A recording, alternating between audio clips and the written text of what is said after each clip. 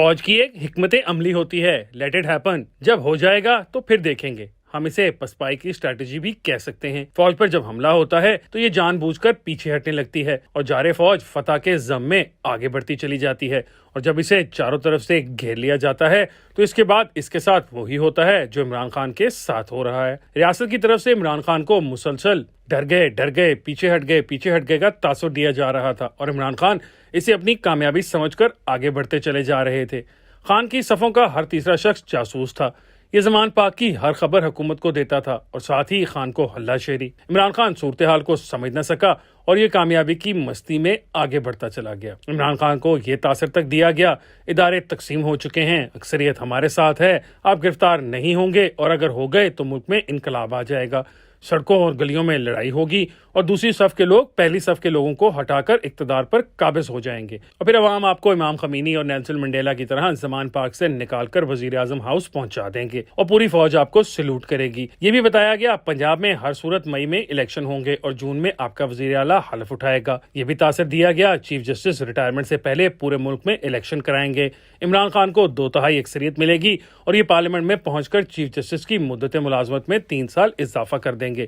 عدالت نومبر 2022 کی تمام تقرریوں کو غلط اور منسوخ بھی قرار دے گی. عمران خان نے بس ایک کام کرنا تھا، اس نے گرفتاری کے بعد پورے ملک میں آگ لگوا دینی تھی اور اس کے بعد گیم ہمارے ہاتھ میں ہوگی. یہ سب کچھ پلان کے مطابق ہوا لیکن عمران خان 3 باتیں بھول گیا. اول، پاکستان جیسے ملکوں میں اسٹیبلشمنٹ اتنی کمزور نہیں ہوتی کہ یہ 1-2 دن کے احتجاج سے تبدیل ہو جائے یا پسپا ہو جائے.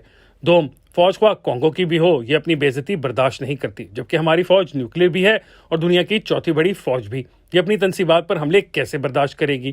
اور سوم، جو فوج اپنے سابق قائدین کا ساتھ نہیں چھوڑتی وہ موجودہ قیادت کو کیسے چھوڑ دے گی؟ فوج کا کوئی جوان آج بھی جنرل یحییٰ خان اور جنرل امیر عبداللہ خان نیازی کو اون نہیں کرتا، لیکن جب یہ دونوں فوت ہوئے تو انہیں باقاعدہ پرچم میں لپیٹ کر سلوٹ کے ساتھ دفن کیا تھا. لہٰذا اس فوج سے اپنے چیف کے خلاف بغاوت کی توقع حماقت ہی ہو سکتی تھی. فوج میں چین آف کمانڈ بہت تگڑی ہے. جونیئر آفیسرز اپنے سینئر سے لاکھ اختلاف کریں لیکن جب سینئر فیصلہ کر دیتا ہے تو پھر یہ اف نہیں کرتے. لال مسجد آپریشن فوج کے لیے مشکل ترین آپریشن تھا. دوسری طرف مسجد بھی تھی اور مدرسہ بھی، لیکن جب آرڈر آیا تو یہ آپریشن بھی ہوا. چنانچہ آپ آج دیکھ لیں وہ ریٹائرڈ جنرلز بھی جو عمران خان کے ساتھی کہلاتے تھے وہ بھی آج 9 مئی کو سیاہ ترین دن اور ناقابل برداشت قرار دے رہے ہیں. وہ بھی عمران خان کی حمایت کا رسک نہیں لے سکتے. بہرحال عمران خان کے ساتھ لیٹ اٹ ہیپن ہوا اور یہ گہری کھائی میں جا گرے. عمران خان 9 مئی کو 2:30 بجے گرفتار ہوئے. 3 بجے احتجاج کی خبریں آنا شروع ہوئیں اور پھر شام تک ہر طرف سے خوفناک اطلاعات آنے لگیں. GHQ پر بھی حملہ ہو گیا. کور کمانڈر لاہور کا گھر بھی جلا. میاں والی میں جہاز کے ماڈل کو بھی آگ لگا دی گئی. قلعہ بالا حصار پشاور پر بھی حملہ ہوا. سرگودا میں یادگار شہدا بھی توڑ دی گئی. پشاور ریڈیو اسٹیشن اور سوار ٹول پلازا بھی جلا دیا گیا.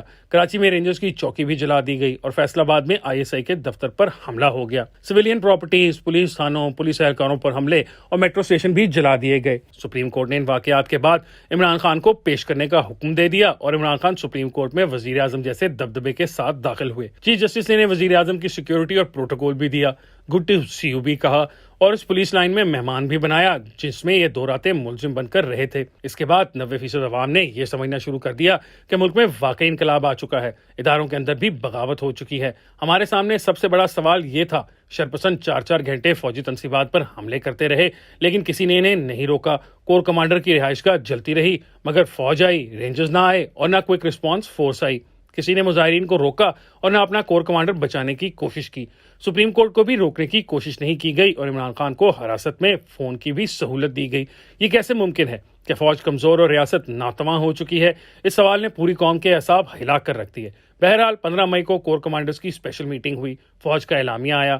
چیف جسٹس آف پاکستان 2 قدم پیچھے ہٹے اور مجرم گرفتار ہونے لگے تو لوگوں کی سانس میں سانس آئی. صدر صاحب کو بھی ہواؤں کی تبدیلی کی اطلاع دے دی گئی اور یہ بھی استغفار کی تسبیح پڑھنے لگے اور پھر چیزیں تبدیل ہو گئیں. آج صورتحال یہ ہے، مجرموں کے ٹرائلز کے لیے اسپیشل سٹینڈنگ کورٹس بن رہی ہیں. مجرموں کو 2 حصوں میں تقسیم کر دیا گیا ہے. فوجی تنصیبات کو نشانہ والوں کے کیس اسپیشل سٹینڈنگ کورٹس، جبکہ سویلین پراپرٹیز پر حملہ آوروں کے خلاف سول عدالتوں میں کیس چلیں گے لیکن فیصلے فوراً ہوں گے اور مجرموں کو قرار واقعی سزا ملے گی. عمران خان اور ان کے ساتھیوں کے خلاف تمام ثبوت جمع ہو چکے ہیں. ملزموں کے اعترافی بیانات بھی آ چکے ہیں اور واٹس ایپ گروپ بھی پکڑے گئے ہیں جہاں سے حملوں کے پیغامات آئے تھے. سرکاری اہلکاروں اور سرکاری سہولت کاروں کا ڈیٹا بھی جمع ہو چکا ہے. ان کے خلاف آفیشیل سیکرٹ ایکٹ کے تحت مقدمہ چلے گا۔ عدلیہ میں موجود عمران خان کے ساتھیوں کے ثبوت بھی جمع ہو چکے ہیں۔ کون کس کو پیغام دیتا تھا اور کون سا فیصلہ کس کے کہنے پر ہوا تھا، یہ رپورٹس بھی مرتب ہو چکی ہیں۔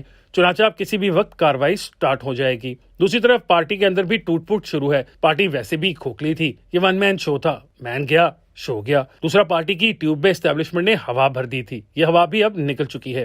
رہی صحیح کثر اداروں کے اندر موجود سہولت خاروں کے خلاف کارروائی سے پوری ہو جائے گی۔ کس جج کی اہلیہ کس افسر کی بیگم کے ساتھ رابطے میں تھی، اور کون سا افسر کس کافی شاپ میں کس سے ملتا تھا، اور کون زمان پاک کا پیغام کس کو پہنچاتا تھا، اور عمران خان نے مسرت چیمہ کو 9 مئی کو کس سے رابطہ کرنے کا کہا تھا، یہ بھی ریکارڈ پر آ چکا ہے۔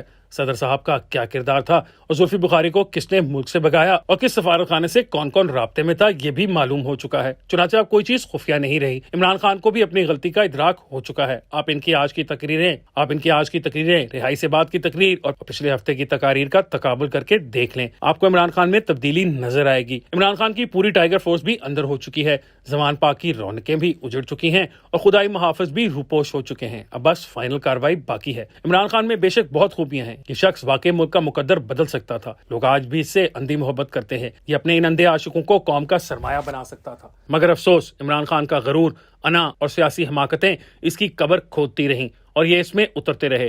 عمران خان کسی کے ساتھ ہاتھ ملانا تک گناہ سمجھتا ہے، ہر شخص کو تم کہہ کر مخاطب ہوتا ہے۔ اسے زندگی میں کسی کا جنازہ نہیں پڑا، حتیٰ کہ اپنے اوپر جان وارنے والے کارکن بھی اپنے غائبانہ نماز جنازہ میں اپنے قائد کی محبت سے محروم رہے۔ خان کسی کا شکریہ ادا کرنا بھی اپنی توہین سمجھتا ہے۔ یہ 12 مئی کو اسلام آباد ہائی کورٹ سے نہیں نکل رہا تھا، اس کا خیال تھا اسے گرفتار کر لیا جائے گا۔ جج حضرات نے حل پوچھا تو ہمارے لیڈر نے کہا آپ آئی جی اسلام آباد کو حکم دیں، یہ مجھے بحفاظت لاہور پہنچا کر آئے۔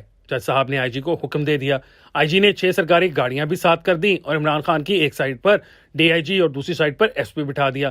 عمران خان زمان پاک پہنچا، گاڑی رکی اور یہ تیزی سے اندر چلا گیا۔ اس کو ان افسروں کا شکریہ تک ادا کرنے کی توفیق نہ ہوئی جو اپنی جان داؤ پر لگا کر اسے گھر پہنچانے آئے تھے۔